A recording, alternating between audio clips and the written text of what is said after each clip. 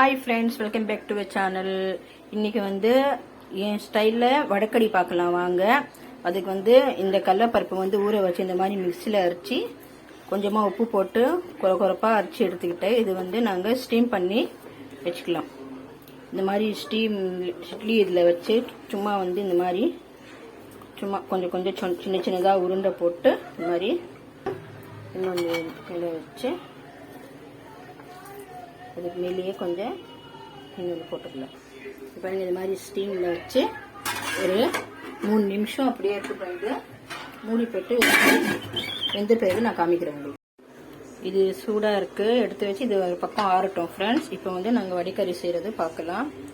கடாய் வச்சுருக்கிறேன், எண்ணெய் போட்டுக்கலாம். கொஞ்சம் அதிகமாகவே போடுங்க, எண்ணெய் நல்லா பிடிக்கும். அதுக்கு தேவையான பொருள் காமிக்கிறேங்க பாருங்கள்.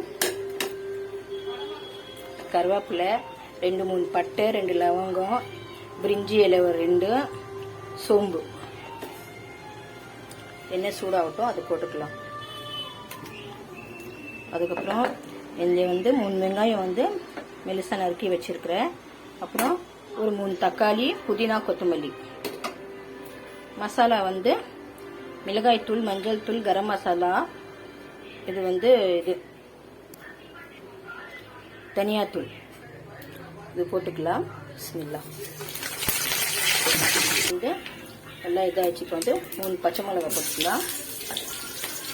வெங்காயம் போட்டுக்கலாம். வதக்கிறதுக்கு உப்பு போட்டுக்கலாம்.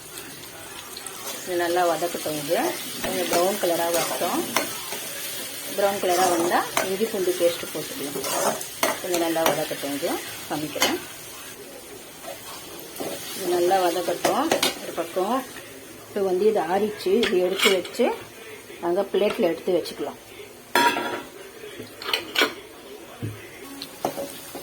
இது நல்லா வதங்கிச்சு. இதில் இப்போ 1 ஸ்பூன் இஞ்சி பூண்டு பேஸ்ட்டு போடலாம். நல்லா கொஞ்சம் பச்சை வாசனை போட்டோம்.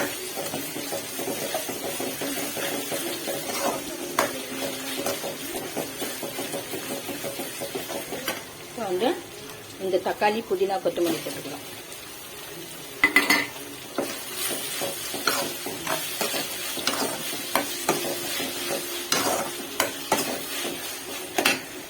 இந்த மசாலா போட்டுக்கலாம்.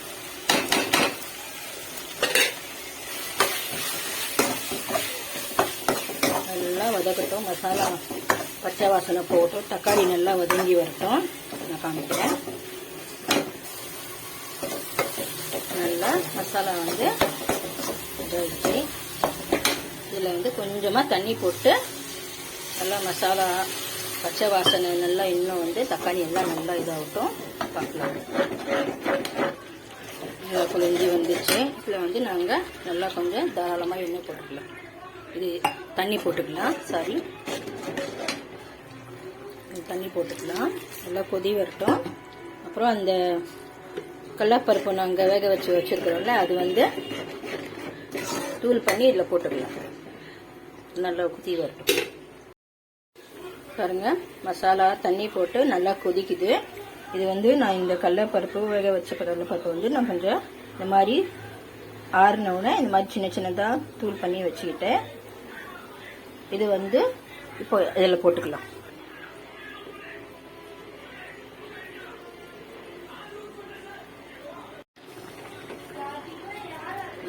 போட்டுக்கலாம். இதில் நீங்கள் வடை மாதிரி தட்டி வறுத்து கூட போடலாம். வடை மாதிரி வறுத்து கூட போடலாம். அதுவும் ஒரு டேஸ்ட்டு, இது ஒரு டேஸ்ட்டு. நான் இன்னும் அதுவும் ஒரு வாட்டி நான் செஞ்சு காமிக்கிறேன். நீங்கள் கமெண்ட்டில் சொல்லுங்கள். இது மாதிரி செஞ்சு நீங்கள் நல்லா ஒரு 2 நிமிஷம் நல்லா வெந்து வரட்டும். அப்படி சப்போஸ் உங்களுக்கு தண்ணி கொஞ்சம் கெட்டியாயிடுச்சுன்னா தண்ணி கொஞ்சம் போட்டுக்கோங்க, நல்லாயிருக்கும். ஒரு 2 நிமிஷம் இருக்கட்டும். பாருங்க, இந்த மாதிரி கொஞ்சம் நான் 2 டம்ளர் தண்ணி போட்டேன். இந்த மாதிரி நல்லா வெந்து வரட்டும். ஒரு 5 நிமிஷம் அப்படியே விட்டுடலாம். உப்பு காரம் எல்லாம் கரெக்டாக இருக்கான்னு பார்த்துக்கோங்க. எனக்கு கரெக்டாக இருக்குது. சூப்பராக இருக்குங்க. இது நீங்கள் செஞ்சு கமெண்ட்டில் சொல்லுங்கள். நல்லாயிருக்கும். இது நான் வடக்கடியில் வந்து இன்னொரு இது கூட இருக்குது, அதுவும் நான் வந்து இன்னொரு வாட்டி செஞ்சு காமிக்கிறேன். பாருங்கள் கலரு எவ்வளோ சூப்பராக இருக்குன்னு. இன்னும் நல்லா வெந்து வந்தால் இன்னும் சூப்பராக இருக்கும். அது பார்க்கலாம் ஒரு 5 நிமிஷம் கழிச்சு. அவ்வளோதான் ஃப்ரெண்ட்ஸ், சூப்பரான வடக்கடி ரெடி ஆயிடுச்சு.